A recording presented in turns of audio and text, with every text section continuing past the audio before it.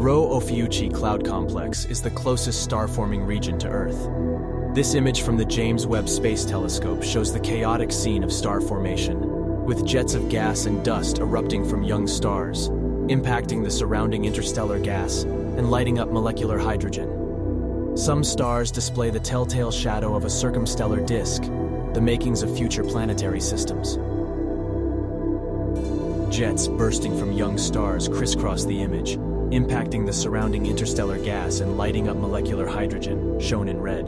Some stars display the telltale shadow of a circumstellar disk, the makings of future planetary systems. Once our entire solar system, encompassing the entire history of life as we know it, would have appeared something like this if seen from a distance.